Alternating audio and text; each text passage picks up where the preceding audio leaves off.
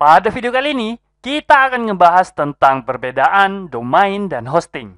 Kenapa kita perlu domain dan hosting, serta pentingnya domain dan hosting untuk website Anda. Penasaran? Yuk, mari kita langsung simak videonya sampai selesai.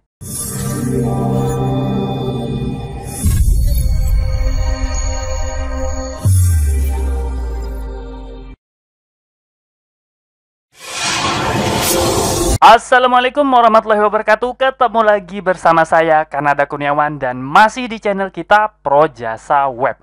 Pada kesempatan kali ini kita akan ngomongin tentang perbedaan domain dan hosting. Yuk mari kita langsung masuk ke pembahasannya. Nah, jika kita bicara tentang domain dan hosting, ini berarti kita bicara tentang website.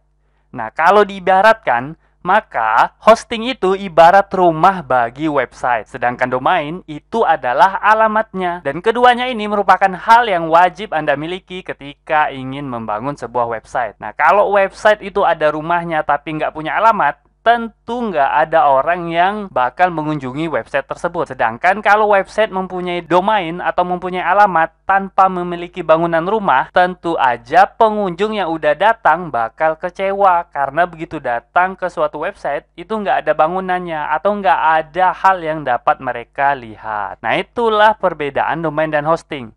Nah, supaya kita lebih jelas, yuk mari kita masuk ke pembahasan secara lebih detail. Yang pertama, kita harus tahu dulu fungsi dari hosting atau domain.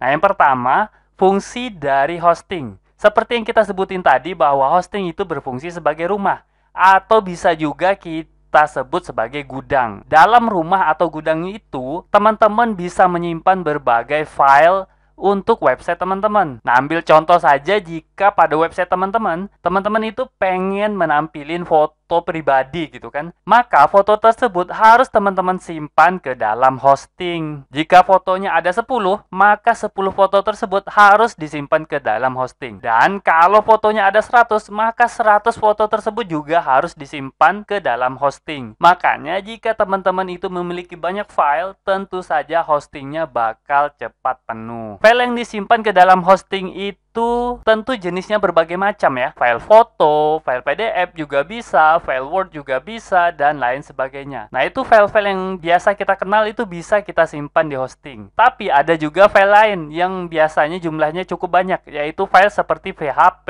HTML, CSS, dan lain sebagainya. Nah, semakin banyak file-file ini, maka hosting teman-teman itu akan semakin cepat penuh. Biasanya kalau website berita atau website yang rajin diisi setiap hari, maka hostingnya itu akan cepat penuh. Sehingga teman-teman harus menggunakan hosting dengan space yang lebih besar. Nah, itu fungsi hosting. Sedangkan domain adalah alamat di mana pengunjung dapat menemukan website teman-teman. Nah, tanpa domain ini, maka pengunjung bakal kesusahan banget untuk menemukan website teman-teman karena mereka nggak tahu alamatnya. Nah, kalau kita pengen masuk secara teknis, nah ini dia pengertian hosting secara teknis. Hosting atau web hosting itu adalah layanan yang memungkinkan organisasi atau individu untuk membuat situs website atau halaman web mereka dapat diakses melalui internet. Nah, seperti yang dijelaskan di atas bahwa hosting itu tempat menyimpan file ya. Tapi teman-teman jangan salah paham. Jangan samakan hosting dengan Google Drive atau Dropbox yang biasa teman-teman pakai. Atau bahkan Google Foto gitu kan, tempat teman-teman bisa mengupload foto. Itu beda banget. Kalau Google Drive atau Dropbox atau Google Foto, itu biasa kita sebut dengan file hosting. Nah, istilahnya file hosting.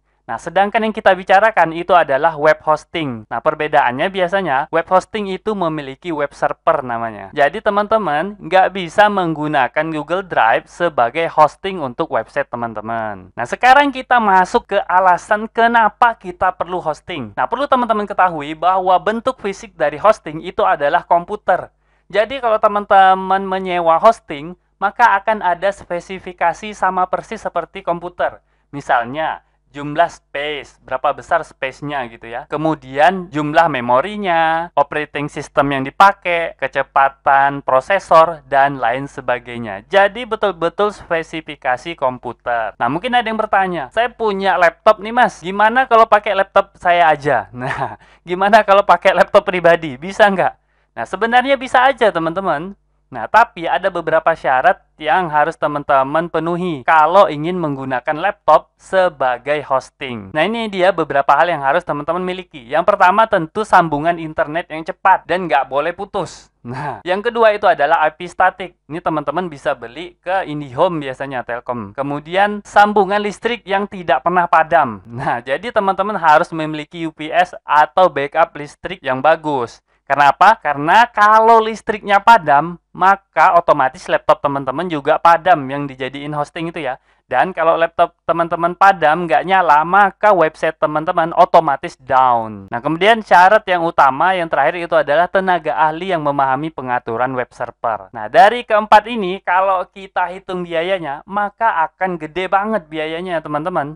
Nah, oleh karena itu, sebagai alasan logis, maka teman-teman lebih baik menyewa hosting saja karena biayanya jauh lebih murah daripada membuat hosting seperti ini. Nah, kemudian kita masuk kepada pengertian teknis apa itu domain. Domain adalah alamat di mana pengguna internet dapat mengakses website teman-teman. Nah, tanpa domain, website teman-teman itu akan sangat sulit dikunjungi oleh para pengunjung. Seperti yang sudah dibahas sebelumnya, bentuk fisik hosting itu adalah komputer. Nah, karena hosting itu banyak banget, berarti komputernya banyak banget.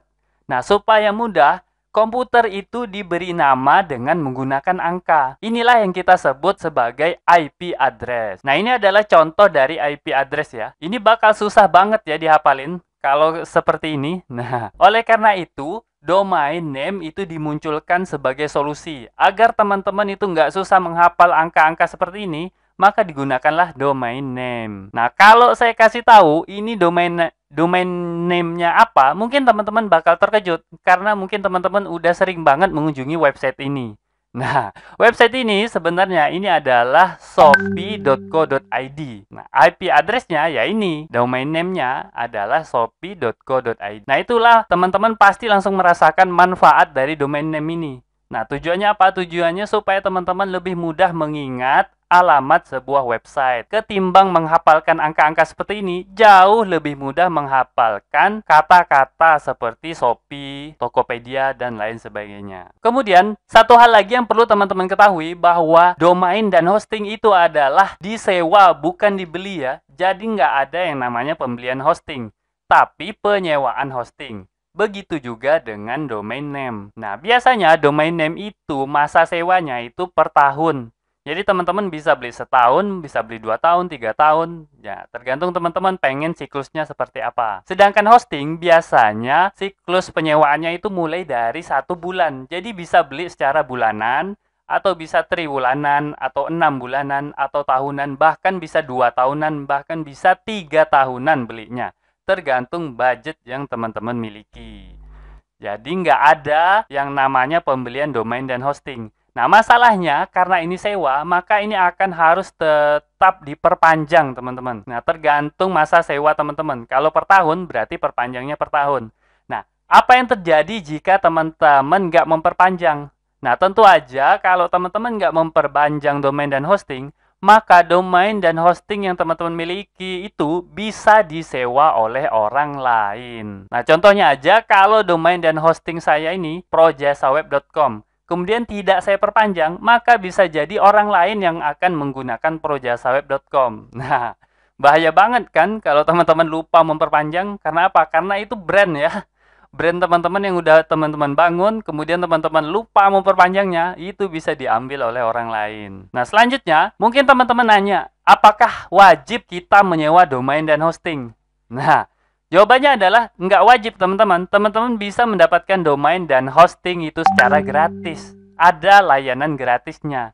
Nah, tapi saya memberikan warning buat teman-teman. Kalau teman-teman pengen belajarnya cepat dan jauh lebih mudah, maka gunakanlah domain dan hosting berbayar. Langsung aja gitu. Begitu teman-teman menggunakan domain dan hosting berbayar, teman-teman pasti ada beban. Ketika belajar ya. Nah, karena udah mengeluarkan uang. Nah, itu bisa jadi motivasi teman-teman. Selain itu juga domain dan hosting berbayar itu udah jadi standar gitu ya. Nah, begitu teman-teman belajar dengan fitur yang standar, tentu teman-teman akan lebih mudah memahaminya. Kalau pakai yang gratisan, itu tampilannya aja itu beda sama yang premium gitu ya. Teman-teman mungkin perlu belajar lagi begitu pindah ke premium. Nah, itulah masalahnya. Sehingga saya menyarankan buat teman-teman yang pengen belajar, langsung gunakan aja domain dan hosting berbayar. Pakai aja yang 300 ribuan itu udah bisa. Bahkan mungkin ada yang 200 ribuan. Nah, oke, kita sampai kepada kesimpulan. Jadi, domain dan hosting merupakan hal yang pokok dimiliki jika teman-teman pengen membangun sebuah website. Selain itu, gunakanlah domain dan hosting berbayar saat belajar, karena dapat mempercepat proses belajar teman-teman.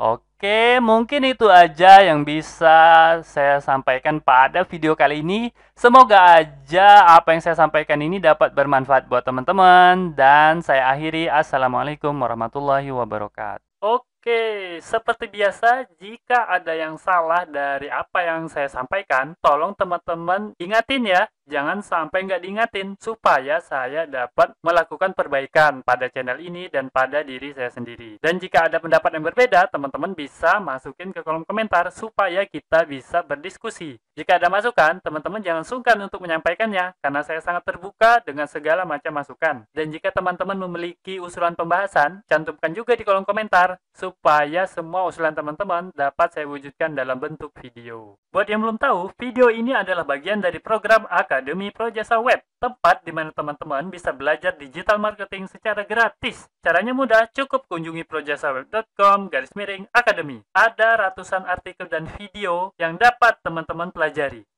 Jika ada pertanyaan mengenai materi, teman-teman tinggal hubungi saya melalui email info@projasaweb.com. Gratis tanpa biaya apapun. Harapannya dengan program ini semakin banyak orang yang memahami digital marketing. Saya percaya jika semakin banyak orang yang paham digital marketing, maka ekonomi kita juga akan semakin baik. Yuk dukung program ini dengan cara subscribe dan share video ini, serta mengunjungi Projasa Web Academy.